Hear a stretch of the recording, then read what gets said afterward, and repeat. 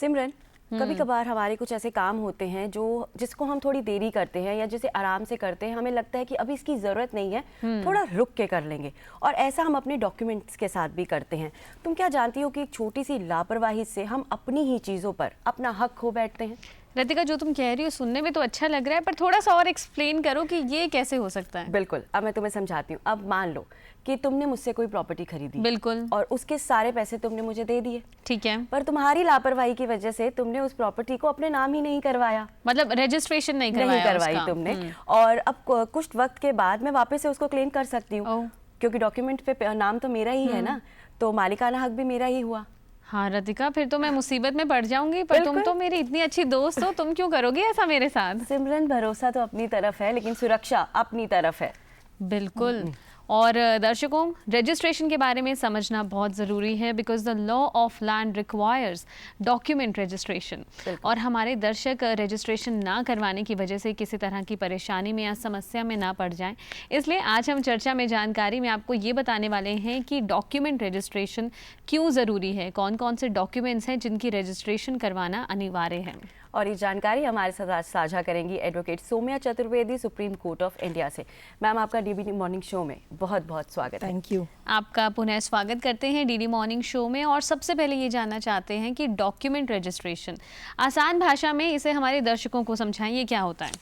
Document registration is a very important activity. ये एक बहुत ही महत्वपूर्ण टास्क है जो कि हमें बिना लापरवाही के, बिना नज़रअंदाज करे, इमीडिएटली जब कोई हम टाइटल या इंटरेस्ट, हमारा कोई भी ट्रांजैक्शन करते हैं जिसके लिए हम पैसे दे रहे हैं, जिसके लिए हमें पता है कि हमने अपने नाम पे ख़रीदा है, उसको बिना डिले के हमें अपने राइट को, इंटरेस्ट को और टाइटल को सिक्योर करते हुए रजिस्टर करा लेना चाहिए। क्योंकि ऐसा नंबर ऑफ़ केसेस में पाया जाता है डे टू डे में कि एक ही पीस ऑफ लैंड है, उसको सेलर ने 5 लोगों को बेच दिया, और किसी के पास भी रजिस्टर्ड डीड नहीं है, और जो लास्ट में बेचा सिर्फ उसने रजिस्ट्रेशन करा लिया।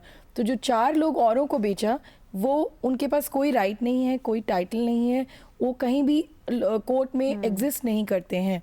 तो ना ही सिर्फ अपने राइट को उस इंसान के प्रति जिससे हमने टाइटल लिया है, बल्कि सभी के अगेंस्ट, सो दैट कोई भी और अपनी ओनरशिप उस पर ना क्लेम कर पाए। इट इज़ वेरी एसेंशियल कि हम अपने डॉक्यूमेंट को ट्रांजैक्शन करते ही रजिस्टर करा लें। तो आप ये कहना चाहती हैं कि हर एक इंसान को अपने डॉक्यूमेंट्स को रजिस्टर करवाना चाहिए, जिससे आप राइट, टाइटल या इंटरेस्ट क्रिएट करते हैं, उन डॉक्यूमेंट्स को रजिस्ट्रेशन कराना एसेंशियल है। ओके। और मैम, इंडियन रजिस्ट्रेशन एक्ट के तहत ऐसे कौन कौन से डॉक्यूमेंट्स हैं जिन्हें रजिस्टर करवाना कंपलसरी है, और कौन से डॉक्यूमेंट्स हैं जिनका रजिस्ट्रेशन ऑप्शनल है, आपकी मर्जी है, करवाना चाहे करवा सकते हैं, नहीं तो ज़रूरत नहीं? तो इंडियन रजिस्ट्रेशन एक्ट काफ़ी ऐसे डॉक्यूमेंट्स बताता है जिनका रजिस्ट्रेशन असेंशियल है, मैंडेटरी है। अगर आप नहीं कराते तो आप कोर्ट में भी नहीं जा सकते हैं। उस डॉक्यूमेंट की कोई वैलिडिटी नहीं है, सिर्फ 2 पार्टीज़ ने सिग्नेचर कर दिया, उस डॉक्यूमेंट की कोई वैलिडिटी नहीं है। ऐसे कई डॉक्यूमेंट्स हैं, जैसे कि आपने कोई प्रॉपर्टी जिसकी अमाउंट 100 रुपये से ज़्यादा है, कोई भी इमूवेबल प्रॉपर्टी जिसकी अमाउंट 100 रुपये से ज़्यादा है, वो आपने खरीदी या बेची, तो अगर आपने खरीदी तो आपको ज़्यादा जागरूक रहकर उसको रजिस्टर कराना है, क्योंकि आपने उसमें अपनी मेहनत की कमाई लगाई है, अपनी जमा पूंजी को लगाया है। तो इट इज़ वेरी एसेंशियल कि आप अगर ऐसी कोई प्रॉपर्टी खरीदते हैं तो उसको इमीडिएटली रजिस्टर कराएं। यदि कोई लीज अग्रीमेंट आप करते हैं जिसका जो अवधि है, जो टेन्योर है, वो 1 साल से ज़्यादा का है, तो इट इज़ मैंडेटरी कि आप उसको रजिस्टर कराएं।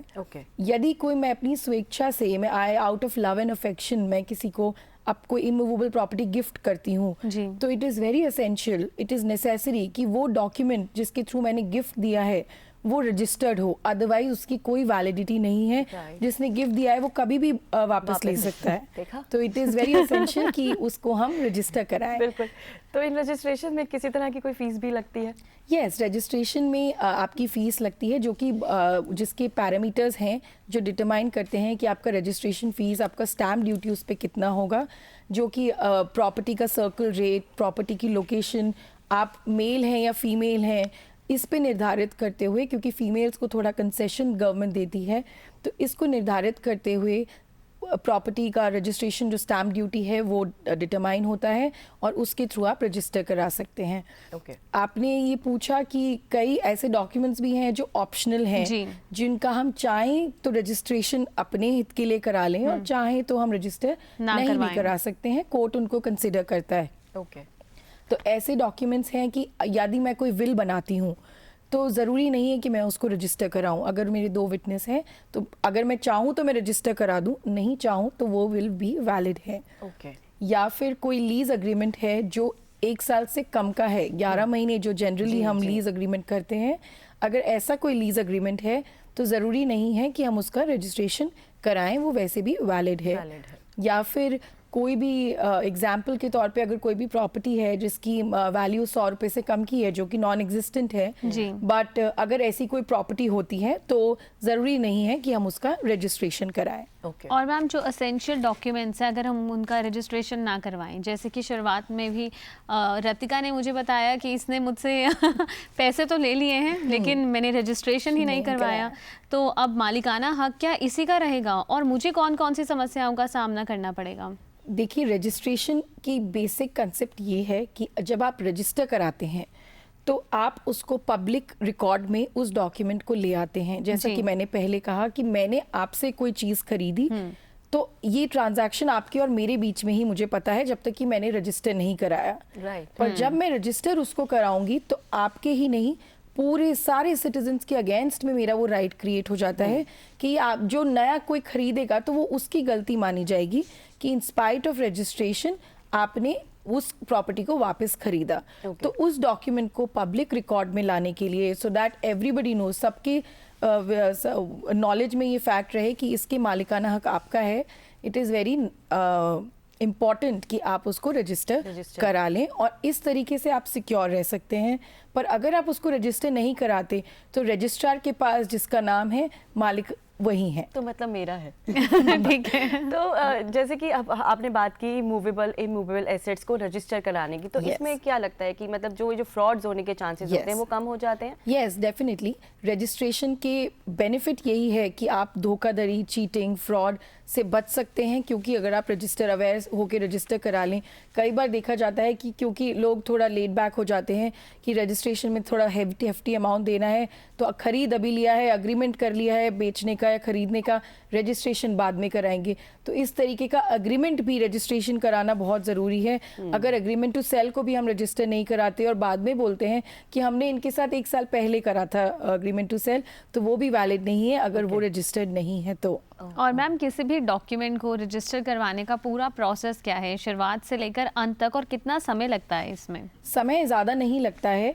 आप हर डिस्ट्रिक्ट में, रजिस्ट्रेशन एक्ट के अंदर हर डिस्ट्रिक्ट में एक रजिस्ट्रार ऑफिस है जिसमें एक रजिस्ट्रार, सब रजिस्ट्रार अपॉइंटेड हैं बाय द गवर्नमेंट, जो कि ये ड्यूटी को अंडरटेक करते हैं कि कोई भी आपको डॉक्यूमेंट रजिस्टर कराना है तो आप वहाँ जा सकते हैं। वो आपको बता भी देते हैं कि आपकी प्रॉपर्टी की क्या वैल्यू है, क्या आपको स्टैम्प ड्यूटी देनी पड़ेगी, और उसके अकॉर्डिंगली आप उसमें डॉक्यूमेंट्स जैसे कि आधार कार्ड, आपका विटनेस का सिग्नेचर, ये सब ले जाकर आप अपने डॉक्यूमेंट को रजिस्टर करा सकते हैं रजिस्ट्रार ऑफिस में। बिल्कुल, थैंक यू सो मच। दर्शकों, जैसे कि अभी हमने जाना कि रजिस्ट्रेशन करवाना किसी भी डॉक्यूमेंट का कितना ज़रूरी होता है, तो इस पे एक चीज़ और हम आपसे पूछना चाहेंगे कि जो ये रजिस्ट्रेशन होती है, जैसे कि अभी हमने अपना केस डिस्कस किया, तो इसमें क्या कोई टाइम वैलिडिटी भी होती है कि अगर इस टाइम तक नहीं करवाया तो डेट निकल जाएगी, डेट निकल रजिस्ट्रेशन जाए आपने या- बहुत ही अच्छा क्वेश्चन पूछा, क्योंकि रजिस्ट्रेशन एक्ट की अगर हम बात करें जी। तो वैसे तो जैसे ही हम कोई टाइटल या राइट या ओनरशिप लेते हैं या क्रिएट करते हैं तो इट इज़ एडवाइजेबल कि आप उसी टाइम उसको रजिस्टर करा लें। पर अगर ऐसा नहीं हो पाता है, फॉर एनी कंसर्न, कोई आपका किसी भी वजह से अगर आप उसको उस टाइम नहीं करा सकते, तो 4 महीने का ग्रेस पीरियड आपको दिया जाता है कि आप 4 महीने के अंदर उसको रजिस्टर करा लें। अगर 4 महीने के अंदर भी आप नहीं करा सकते हैं तो फिर आपको कोर्ट के द्वारा पेनल्टी पे करके उसको रजिस्टर कराना पड़ेगा और पेनल्टी उस रजिस्ट्रेशन में देनी पड़ेगी। तो अगर 4 महीने के से ज़्यादा आप लगाते हैं रजिस्ट्रेशन कराने में तो आपको with penalty on courts discretion आपका रजिस्ट्रेशन हो सकता है या नहीं हो सकता लेकिन है। अगर उस 4 महीने के अंदर उस जिससे प्रॉपर्टी खरीदी और उसने क्लेम वापस से कर दिया, तो वो आपके पास कोई राइट नहीं कोई रहता है। okay. तो इसीलिए इट इज़ एडवाइजेबल कि जैसे ही आप लें वैसे ही रजिस्ट्रेशन करा लें। तो देखा सिमरन, बिल्कुल। डॉक्यूमेंट का रजिस्ट्रेशन करवाना कितना जरूरी मैं है। और ध्यान रखूंगी रतिका इस बात को। बिल्कुल। तो दर्शकों, आपने भी समझा कि कितना ज़रूरी है डॉक्यूमेंट का रजिस्ट्रेशन करवाना, और अगर हम ये नहीं करवाते हैं तो किसी भी तरह के फ्रॉड में फंस सकते हैं, या अपनी खुद की ही प्रॉपर्टी हम किसी और को दे सकते हैं। जी हाँ, और रजिस्ट्रेशन के बारे में जो अहम जानकारी थी वो आज हमारे साथ साझा की है हमारी एक्सपर्ट, हमारी advocate Saumya Chaturvedi, Supreme Court of India से। बहुत बहुत शुक्रिया आपका हमारे साथ जुड़ने के लिए। Thank you.